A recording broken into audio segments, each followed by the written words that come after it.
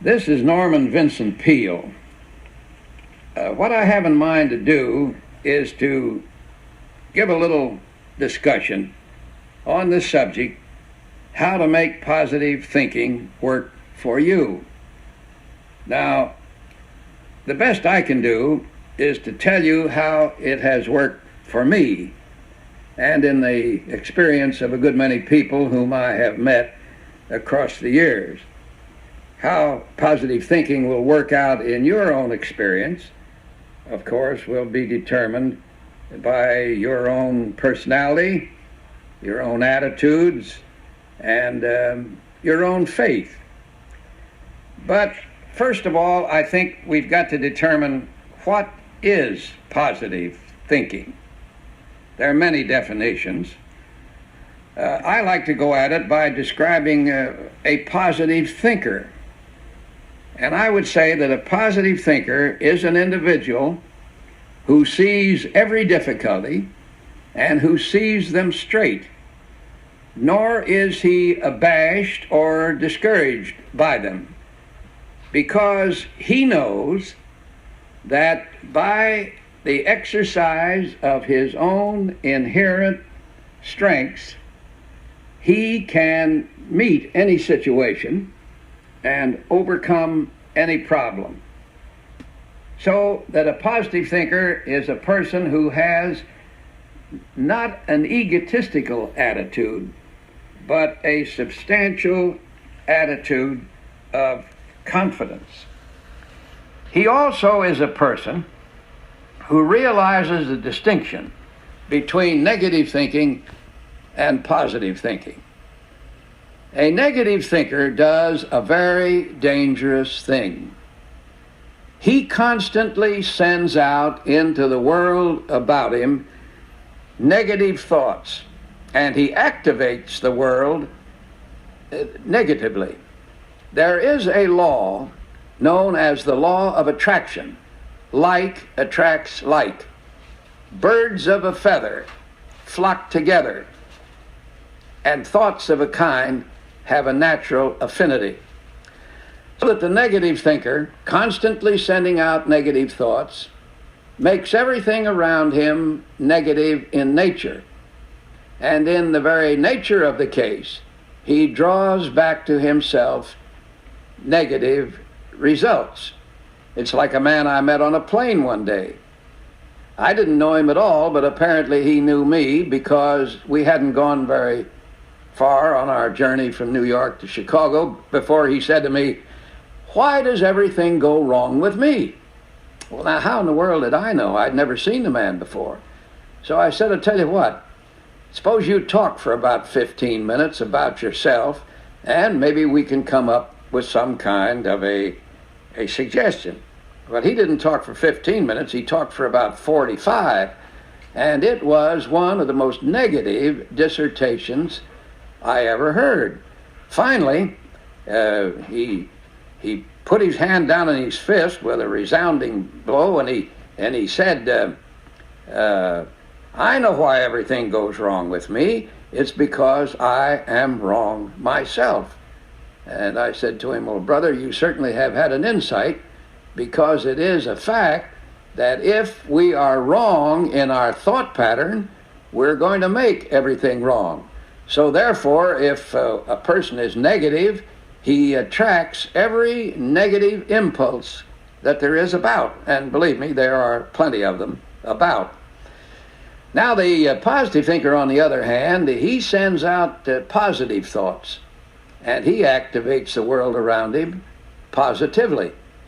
He begins to draw back to himself not negative results, but positive results. So while I may be perhaps oversimplifying it a bit, it is still a fact that as a person thinks negatively, so will he reap negatively, and as he thinks positively, so will he reap positively. One thing that I have noticed in the lives of people is that those who affirm that they're going to have positive results seem to attract them. Take, for example, an old friend of mine by the name of Mary Crow. Mary was the daughter of a miner in the coal mines down in the southern part of the state of Ohio. It was a very poor family. No child of the family had ever gone to high school. And Mary was just then in the last grade before high school. Her job was to wash her father's overalls. And of course they were pretty dirty. And they didn't have modern washing machines in those days. You had to do it mostly by hand.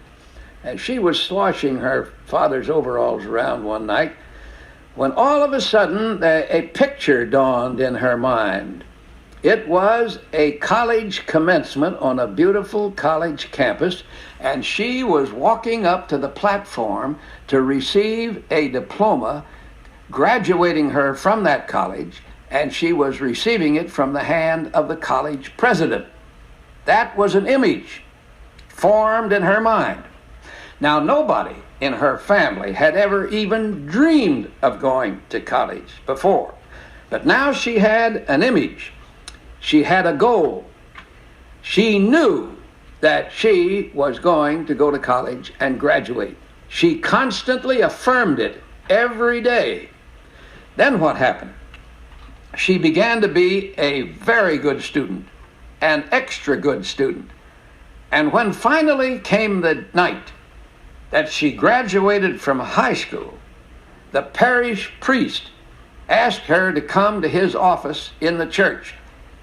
And he took out of a drawer an envelope, which he said he'd been keeping for several years until the right person came along. It was a 4-year scholarship to a college. Now, it only paid for the tuition and the books.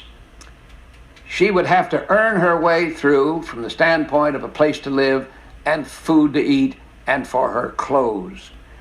And that she did by serving as a maid, as a babysitter, as a waitress. Everything she could do, she did because she had this image urging her on that she was going to become a college graduate. And she did graduate with honors. Then she had another image. She was going to be an insurance producer. She was going to sell life insurance. This was an image in her mind as clear as a light. So she went downtown in Columbus to the office of a life insurance company, and she told the manager there she wanted to be an agent. He said, "There isn't a chance in the world of you ever being a life insurance agent. You haven't been trained for it. You have no aptitude for it, and this was the clincher. You are a woman, so you are out." But did this faze or deter her? Not at all. Every day when this agent or manager came to his office, he found Mary sitting there patiently waiting, and she said to him, "I'm going to sit here every day until finally you make me an agent." Finally, in sheer desperation one day, he gave her a rate book and he said, "I'll give you no desk, I'll give you no drawing account. There's the rate book. If you want to go out and starve, go ahead with my blessing." But she didn't starve. And there came a day, 25 years later, when this same manager presided at a big dinner in Columbus, given to Mary Crow, the largest producer in the company for that year, and she's been the largest producer for a number of years thereafter. I understand that the total amount of life insurance she sold equaled, if not surpassed, that of any male agent in the history of that agency. Now, if you ask Mary Crow how she came up from being the daughter of a poor miner to one of the greatest life insurance producers in her area, she will tell you that she constantly affirmed that she was going to reach her goal. And she had a goal in mind, not a fuzzy goal, a sharp, clearly defined goal, and the image was held in her conscious mind until finally it sank by a process of intellectual osmosis into her unconscious mind. And when it got into her unconscious, she had it because it had her. So I would say that one of the most important things about having positive thinking work for you is to have a goal, hold it as an image, and affirm it every day of your life, and then, of course, give it all you've got. Then another thing I've discovered about positive thinkers who make positive thinking work for them is that they have a very good opinion of themselves. They are not egotistical, but they do not depreciate their abilities. They believe that they've got something in their natures that can be stepped up. I remember when I was a very young, and I was a pretty shy, backward kind of a boy, that I met a man who said to me one day, and I never did forget it, nor did I ever forget him. He said to me, "Norman, never build a case against yourself." You see, up to that time, I'd been saying to myself, I don't amount to anything, I haven't got any brains, I haven't got any great ability, and I never can get anywhere. And I found after a while that people were agreeing with me. And it is true that people will accept you at your own self-appraisal. I was constantly building a case against myself, and as a result, I wasn't doing very well. But when I decided that Almighty God had given me a normal brain and a normal personality and a normal opportunity, that I was going to go out and make the most of it. And now one of the wisest men who ever lived in this country was Thomas A. Edison. And he said something once that is really pertinent. And I've always remembered this, and I hope you will too. He said, "If we were to do all the things we are capable of doing, we would literally astound ourselves." So the question is, have you ever astounded yourself? Have I ever astounded myself? Well, if we do all the things we're capable of doing, we will astound ourselves. Now, I believe also that it's important to have a positive attitude. Attitude is very vital. In fact, I once met a man, a prominent educator, who said to me something that really startled me. He said, "Attitudes are more important than facts." Well, at first that jarred me. What could be more important than a fact? There is a fact. There's no escape from it. There's a fact. But he illustrated it. He said, "Here's a fact," and it's a tough one. So one man views the fact, and he says, "Well, that's a fact, and that is a very tough fact. In fact, it's so tough that I don't think I can handle it. I don't believe that I can overcome it. My, this is an awful fact." So you see, what happens is his attitude toward the fact defeats him. Now along comes another man. He looks at the same fact, and he says, "Sure, it's a tough fact. So what? I'm tough. I'm tougher than it is. I am greater than anything that could ever happen to me." So he says, "All you need to do is exercise what brains you have, and I've got enough brains to handle this fact." So he proceeds to handle it. So there's the same fact faced by two different men, But the important thing wasn't the fact. The important thing was the attitude toward the fact. Really, it isn't all that important what happens to you. The important thing is what you think about what happens to you. Not long ago, I had the chance to have a good visit with a man whom I've admired tremendously for a great many years. This man, I think, is one of the few great, even supreme athletes that have ever been produced in the United States. His name is Jesse Owens. I said to him, Mr. Owens, I'd like to ask you a personal question, if you don't mind. How did you become the great athlete that you are, world famous, one of the few greatest in the history of our country? Well, he said, I tell you, for purposes of argument, let us agree that maybe I have accomplished something. And if I have, here's the way it came about. He said, I was born into a poor family in Cleveland. My family, he said, was poor materially, but it was rich spiritually, which, if you ask me, is a terrific combination. He said, I was not very strong as a boy, rather spindly and skinny and so forth, not very prepossessing from the standpoint of being an athlete.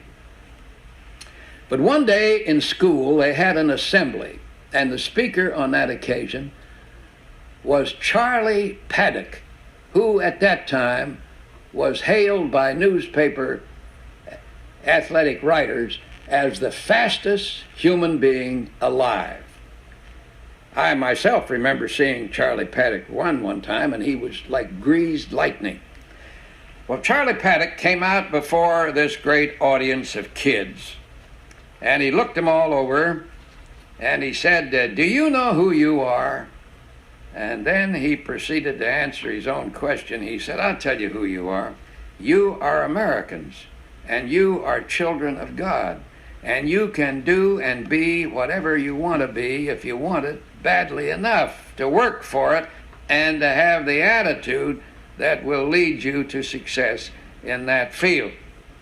Well, Jesse Owens said, the minute he said that, I knew what I wanted to be. I wanted to be the next Charlie Paddock. I wanted to be the fastest human being alive. And I could hardly wait for Paddock to finish speaking. I rushed up and grabbed him by the hand, and I could feel a magnetism surge from him into me. And I ran into the coach, and I said, Coach, I've got a dream.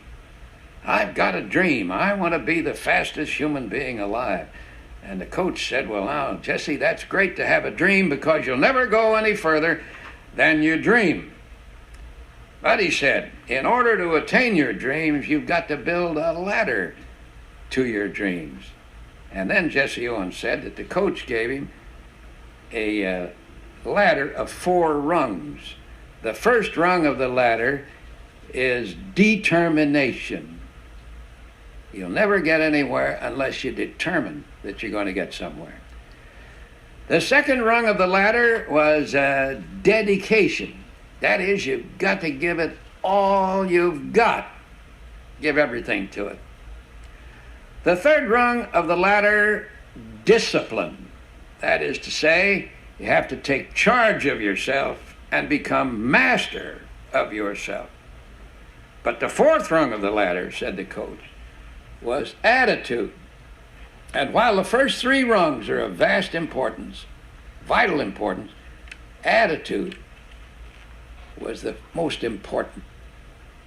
And the coach said, what you've got to do is to get an attitude towards yourself, an attitude toward what you want to be, an attitude towards your future, an attitude towards your dreams, and an attitude of belief, positive belief that these goals are not unattainable.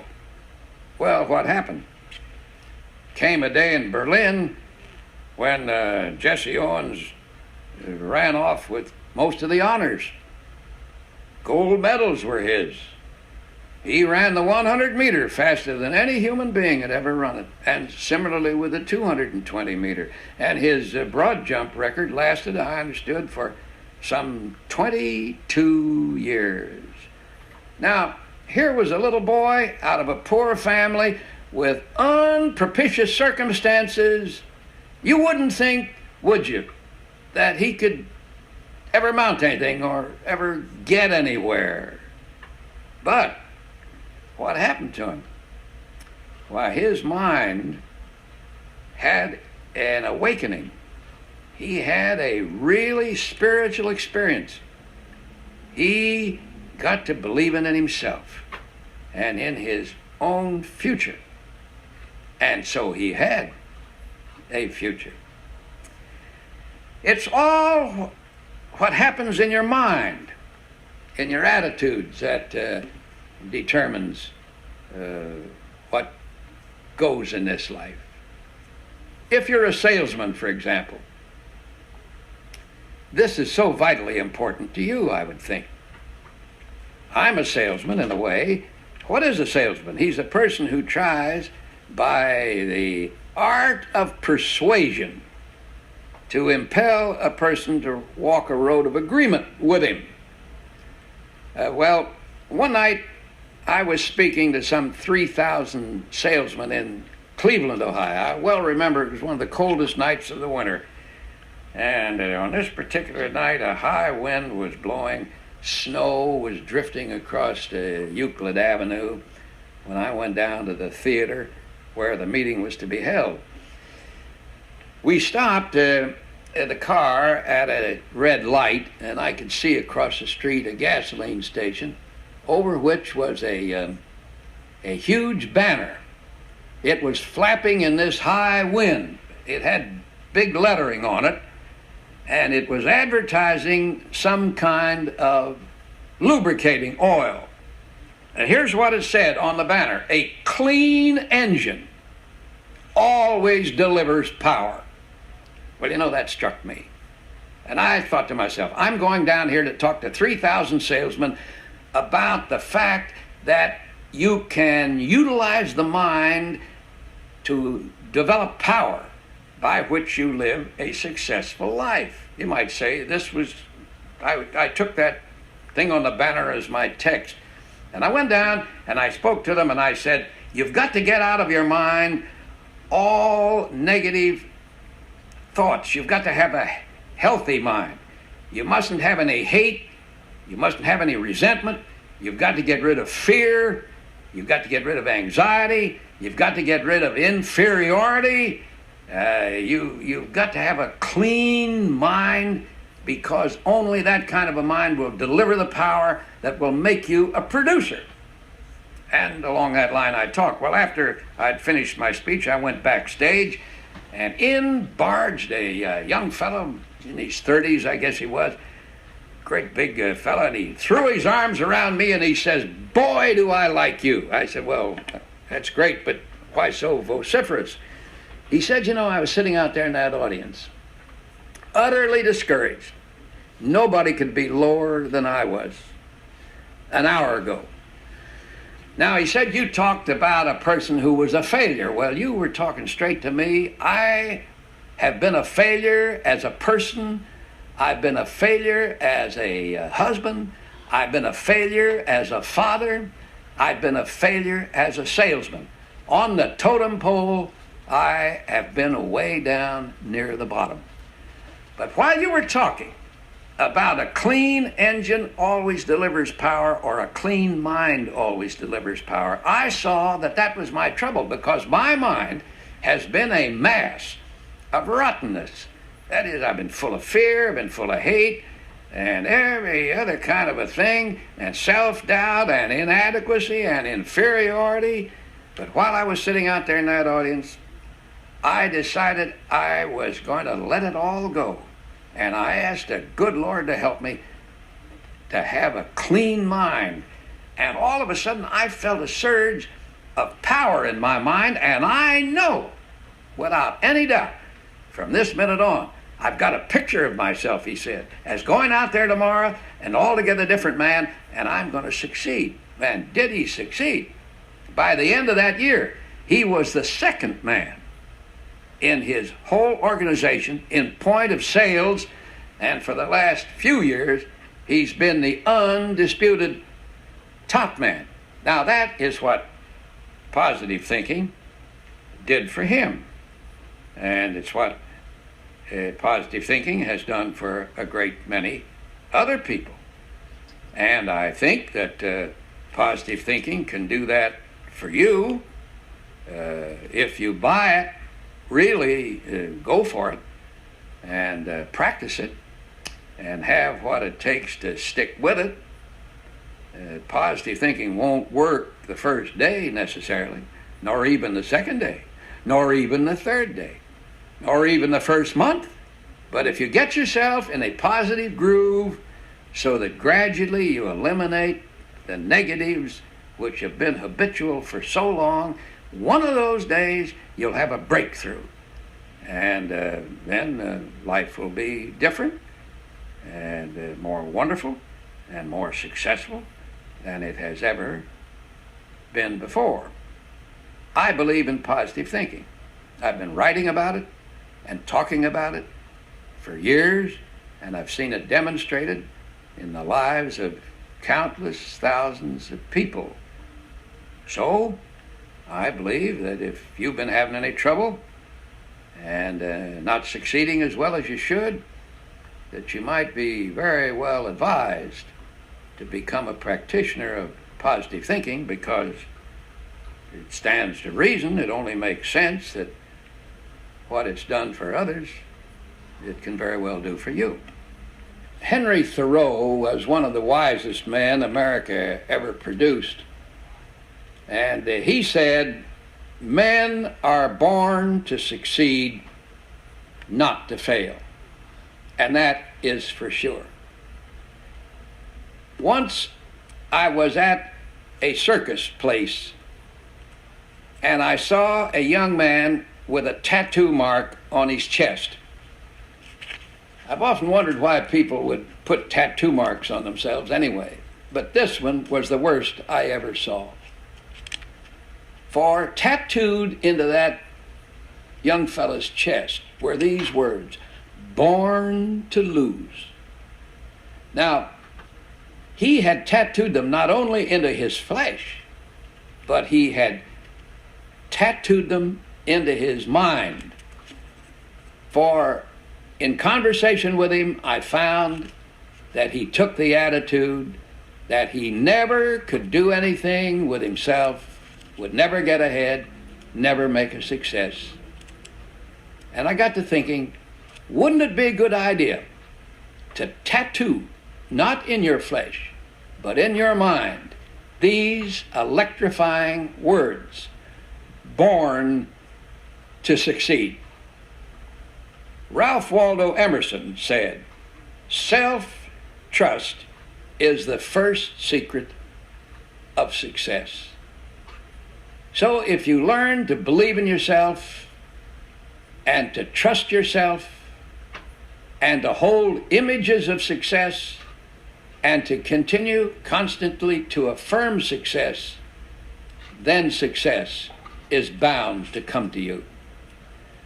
When I was in about the 5th grade in school, we had a professor there, a teacher named George Reeves. He was a huge man, weighed about 250 pounds, stood 6 feet 4. And believe me, he exercised discipline in his school. He'd do a strange thing once in a while. He would go to the blackboard and write on the blackboard the word can't, C-A-N apostrophe T. And then he would turn to the class and he would say, "What shall I do with the word can't?" And we knew what he wanted, so we chanted back, "Knock the T off the can't." Then with a sweeping gesture, he would erase the apostrophe and the T and leave the word can standing out there clearly defined before us. Then he would point a finger at us and he would say, "Let that be a lesson to you. You can if you think you can." used to do that every now and then. Well, it made a terrific impression on every student that ever studied under George Reeves. He made us believe in ourselves. He made us believe that we had qualities and abilities that we didn't know we had. He took the inferiority feelings out of us. He gave us faith. Faith in God, faith in other people, faith in our jobs, faith in ourselves. He taught us never to build a case against ourselves. That, I think, is basic in positive thinking and in making it work for you, to believe that whatever you can dream of, you can achieve. So, God bless you, and best wishes.